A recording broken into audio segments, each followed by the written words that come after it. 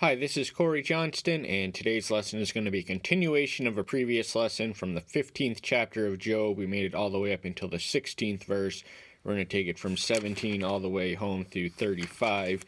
But this 15th chapter is where we hear from Eliphaz the Temanite for the second time. We first heard of him in chapters 4 and 5. This is in response to Job's first speech, and this is in response to Job's fourth speech, which spans the range of chapters 12 through 14, thus completing a round in which the three comforters of Job, who are introduced in the 11th verse of the second chapter, each have their turn and give their monologue, and Job responds. It's a back and forth exchange, and now it's back to Eliphaz, who is, we can imagine, the senior member of that trio, the most prominent, the one who was first, and this is reflected on, he rests a lot of his cases on the wisdom of the ancestors. He had a lot of faith in tradition, and he said that with age comes with wisdom. But, these are each of these three comforters are their own men with their own minds. They have their own words. They're certainly capable of an original expression, but they all subscribe and conform to the same overly simplistic black and white prism of theology, which insists that suffering is the deserved consequence for sin. And the book of Job falls into the genre of theodicy, which explores and explains the relationship between suffering and the righteous. Why do the righteous suffer? And Job was a righteous man, and he did not suffer because he had sin, but he did sin in his suffering.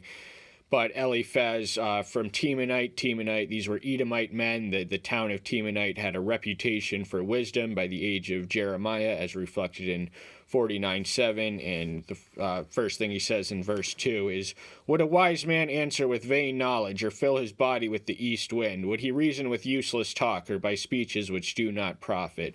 So Eliphaz gets a lot more personal in his second speech. He's taking it personally that Job had resisted and rejected the wisdom that they were giving him. And so now he's attacking his words. He's not attacking his argument. He's attacking his words. He's just generally categorizing them as vain. He's full of hot air, empty air, and his talk is useless, and his speech doesn't profit, and neither did his speech profit Job, which is why he was taking it so personal. Verse 5, "For your wickedness teaches your mouth, and you choose the tongue of the crafty." So he's accusing Job's speech of being motivated by wickedness. He was in this predicament because he was wicked, because he had sinned, and he wanted to know what it was. And the sinful characteristics which precipitated the calamity are exuding from his mouth. And the tongue of the crafty, we also read that from Eliphaz in chapter 5, verse 13. This is the only citation of Job in the New Testament. Paul quotes it in 1 Corinthians 1 when he's establishing the difference between those who are wise in the world and wisdom of Elohim. Elohim catches the crafty and he subverts their schemes and scatters the schemes and machinations of the so-called wise. "Not I, but your own mouth condemns you, and your own lips witness against you." So it was nothing he could say, not his own argument, but his own words that sealed his fate and determined his doom and exposed his guilt. So his own mouth was saying the things that were getting into trouble. He's just, he's just highlighting some of the things that he said without deigning into details. He's giving general descriptions. Your own mouth, what came from his mouth that condemned him specifically. Your own lips witness against. What have I said that witnessed against me and exposed my guilt? Verse 7, "For were you the first one born, or were you made before the hills?" So again, Eliphaz, we can imagine, was the most senior in age of the four men that were gathered there. Eventually, Elihu, the younger one, the youngest one, adds on, and we hear from him in chapters 32 through 37. But he takes comfort and security and solace and defense in the fact of his age. He also subscribes to the overly simplistic notion that with years comes wisdom, and the age is not a guarantor of wisdom, although even the foolish are made more wise with the passing of age. But wisdom is not the exclusive monopoly or possession of the aged. What do you know that we do not know? Verse 9. Understand that is not within us. So he's saying him that he hasn't said anything original, insightful, thought-stimulating. He's saying stuff he already knew, stuff he implicitly chides as being flat-out lies or evasions or dishonesties. But with the gray-haired and the aged are among us, so he has in his camp all the old people. His theology would have been consistently correct with the writings of Deuteronomy and Proverbs, but there is a dichotomy between the earthly economy and the heavenly economy. Verse 13, that you should turn your spirit against El and let words go out of your mouth. So once more, he's saying that he had rebelled against Elohim, and that's why his hedge of protection had been withdrawn from him. Little does he know that he is succumbing to Satan's theology, who none of them are privy to in the first 2 chapters. But he's saying that he was a wayward sheep. He went his own way, did his own thing, at least rather recently, and he turned his spirit against El, and now he is speaking out against him, and he has no one to blame but himself. And he says he puts no trust in the angels, how much more men who are more liable to sin and who drink unrighteousness like water. So that is an unflattering report card of our human condition. We have appetites and we feed on unrighteousness and we seek it and inhale it and consume it as if it were water. Verse 17, 5th chapter of Job, 15th chapter of Job, lesson itself. Let me show you, hear me, and this I have seen and declare. So for neither the first nor the last time Eliphaz is appealing to observation and experience. He has seen what he is about to say, what he's about to proclaim, what he's about to teach him. This is something he has gathered from firsthand observation. He has seen it, and he's going to declare and relate what he has seen so that Job can benefit from the wisdom born from his experience, which the wise declare and have not hidden from their fathers. So this is implicitly exclusive knowledge. This is wisdom and an aristocracy of wisdom that he is letting them into. He is in the high court of the king of the wise, and it's been passed from one generation to the next. So there is wisdom in tradition, and a lot of our ancestors know things that we do not know. For instance, our age of information has reduced our memory and attention span to that of goldfishes. So the ancients, their minds are wired in a lot of ways that are different from our own, and we can certainly benefit from them. And if we see farther, it is merely because we stand on their shoulders to appropriate the humility of Sir Isaac Newton, who was a literal creationist, it bears mention. To them alone the land was given, and no stranger passed over into their lips.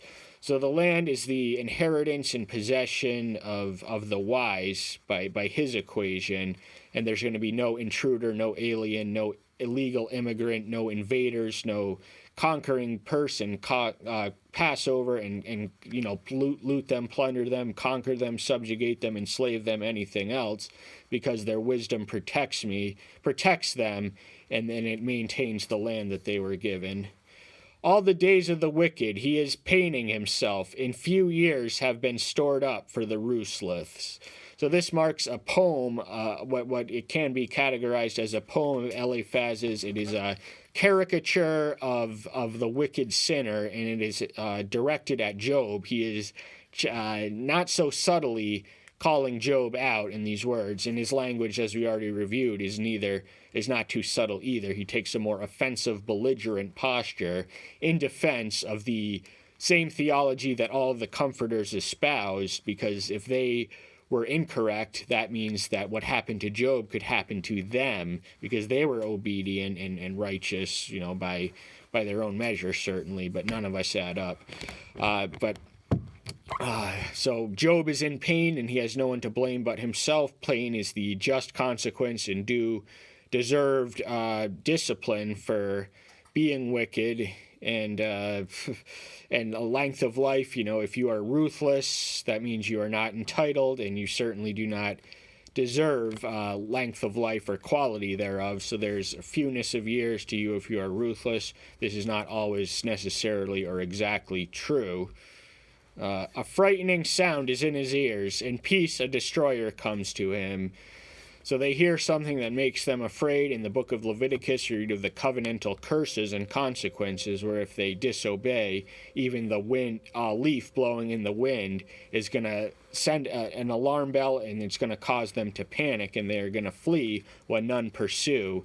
Proverbs 28:1. But even in the moment of peace, when all is well, when all is serene, when all is secure, this reminds us of the foolish king Belteshazzar in Daniel 5, who was feasting when the destroyer, that night he would lose his life, but he was feasting in his palace with the confiscated items of the temple in Jerusalem, praising gods of stone and silver. And the destroyer came upon him in the form of Cyrus. And the Persians. He believes not to return from darkness, and he is reserved for the sword. So he is, the sword is the very reason that the sword was created and should be administered is for people like this, for wicked people. The fear of punishment restrains a lot of normal people's wicked impulses, but it's for the purpose of punishing malefactors and transgressors in society that swords can be legitimately used. And he wanders about for food. Where is it? He knows that a day of darkness is prepared for him. So the wicked are destined and doomed to wander as vagabonds throughout the earth like Cain. And the day of darkness, they know their destiny, they know their doom, they know what awaits them, and that they're just going to be concerned with food, but they're not going to be able to find it. They're going to be nomads, fruitless nomads, out on a quest, out on a mission for that which doesn't satisfy or bring any return dividends. And this is a consequence of their wickedness. Remember, this is a caricature. So the wicked, a lot of the most prosperous people in the world are highly wicked. And a lot of poor people are wicked too. Wicked knows no socioeconomic distinction. It does not discriminate, but in their archaic theology, they were prosperous and wealthy and influential and respected because they were righteous. And and other people were not so fortunate, perhaps because they were not as righteous as them. Distress and pain frighten him. They overwhelm him like a king ready for the attack. So this is Job's present situation. He is distressed and he is in literal physical pain from the boils, and the distress is from losing all his health, all his wealth, all his family, all at once, all of a sudden. Just nothing like it that we have any precedent or parallel to in our own experience. Job's predicament in the suffering and calamity is in a unique category there's literally nothing like it in all of human experience. So Job certainly felt that he was attacked by a king, the heavenly king. He says, "Why have you pointed your arrows at me?" So he took it personal that the pain that was visited upon him was inflicted by Yahweh. And Yahweh is certainly capable of issuing his wrath and retribution. When Sodom and Gomorrah were destroyed by fire and brimstone, that was him acting, but the arrows that had been sent to Job had in fact been sent by Satan with the sovereign permission of Yahweh, but he himself was not the personal author of his evil. Because he has stretched out his hand against El and acts mightily against El Shaddai. So this is a posture of rebellion, their hand stretched out against. So it's not for or towards, it's against. So they are antithetically, oppositely opposed to Elohim. And they are acting boldly and defiantly and presumptuously against El Shaddai, that is God Almighty. That's the nomenclature of preference for divinity in the book of Job. It appears 31 times. So acting mightily against the Almighty is a recipe that's doomed for defeat and disaster, and no good can come out of resisting an omnipotent force. He runs against him defiantly with thick boss shields. So not only does he run against him, that's what he's doing, but how he's doing it. He's doing it defiantly. He has the attitude of a rebel. He will not submit, and his will is at war with what Yahweh's will is. That is why the sinner, the presumptuous sinner who spits in the face and mocks and curses the name of the Father, does what he does. For he has covered his face with his fatness, and he has put layers of fat on his loin. So fatness was a sign of health and wealth in the ancient world. And in fact, whereas today overweight women are considered unattractive, it was considered attractive in the ancient world for a woman to be plump, not obese, because the poor people, at least in America, are obese, and whatever's rich is usually attractive. So the fact that you had food and you had the enough food to have some meat on you was once considered attractive. But wicked people, a lot of them are fat and they are prosperous, and they have possessions and items, storehouses and treasures and investments, and they are doing well in the ways of the world. But their doom is certain, and the certainty of their doom may not come in this life realistically, but it does await them. But the Eliphaz and company, the others being Bildad and Zophar, insisted that you cannot escape this life without being punished. And so what visited Job was his just retribution. But he dwells in ruined cities, in houses which no one lives, which have been ready to become heaps. So ghost towns, now there are a lot of ghost towns in history in the United States of America. Most of them are in the West. These are formerly inhabited cowboy towns that no one lives in anymore. But in the ancient world, Babylon itself, the once thriving metropolis, was reduced to a ghost town by the year 117, when the Roman Emperor Trajan, the emperor under whom Rome witnessed its greatest territorial expansion, marched into what was once an ancient metropolis and encountered a virtual ghost town. But its symbolism survives as the one world system which awaits us in the book of Revelation. So this is where the wicked is dwelling for a variety of reasons. You can connect that yourself. He shall not be rich, and his wealth shall not rise up, and his possessions shall not overspread the earth.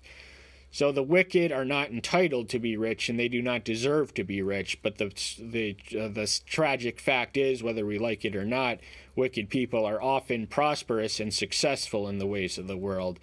But by this, he himself was a prosperous man. Eliphaz, all these men were men of influence and power and respect and prestige in their communities. And Job had once been with them, but they were fair weather friends. They were not being friendly or comforting or counseling, even though they are called these things.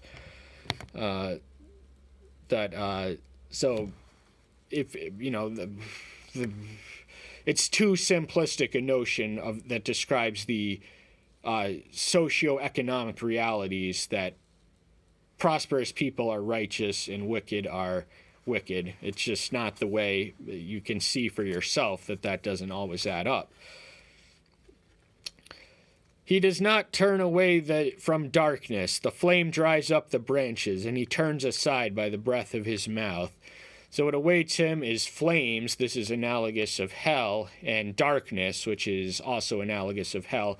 But actually the flames are the lake of fire, which is where one goes before they are sent to hell. Hell is the outer darkness, the infinite darkness where your immortal soul dwells disembodied in solitude for all eternity. But before that, there's the lake of fire, and there is no permanent burning in the lake of fire, even though it is within Elohim's capabilities to burn without consuming, such as, for instance, his theophanic manifestation to Moses in the bush. It's not in his loving nature to cast unrepentant sinners for a torment that will last for an eternity of that nature. But this is what awaits the wicked, and remember, he's caricaturing the wicked. Let him not trust in falsehood, deceiving himself, for falsehood is his reward. So if we learn lies, we will live lies and we will love lies. Lying is a utilitarianly useful skill in the ways of the world. It'll get you places. It'll advance you things. You will not hurt people's feelings, not step on their toes. You can flatter them to manipulate them. And you can tell outright lies and deceptions and manipulations to advance your way in the world. The trick is to not get caught. And the danger in investing in falsehood is that it eventually and inevitably exposes itself. So it is, it's not a sound investment, because your falsehood will be your reward, and you're going to fall for the empty promises of Satan, which says that this life is all that there is, and get as far as you ahead as you can while you're in it. But we have to know the truth, seek the truth, learn the truth, live the truth, and love the truth. Before his day it is accomplished, and his branch shall not be green. So his branch is never going to reach the branch of the wicked. It was never going to reach the state of nourishment to even be green or fruitful or anything else, or to be in its prime or pristine state before this great manifestation, the expected one, occurs. The wickedness is going to return on him in the pile, and he's going to reap what he sowed, and all the evil that he inflicted on others is going to be visited upon him in direct proportion, according to this simplistic worldview. He shakes off all unripe grapes like a vine, and throws off his blossom like an olive tree. So this is what a gardener would do. They would shake off unripe grapes, the ones that are so flimsy they can just come off by physical convulsion, and you're going to discard the unfruitful or the unbranched or the sick or sickly or dead or dying branches off of a tree, and that is analogous to the wicked in the economy of heaven. They will be discarded by the judge, who sends them away from him into hell. For the company of the defiled ones is barren, and fire consumes the tents of bribery.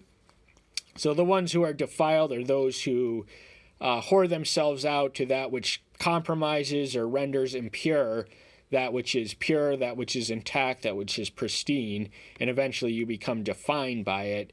So the company of defiled one, we are all in some sense defiled, but a defiled one is one who deliberately and consciously defies himself, perhaps without even knowing that he is defiling himself, but he is defiling himself nonetheless by exposing and absorbing and digesting and distributing these impure, unclean, toxic influences into his life.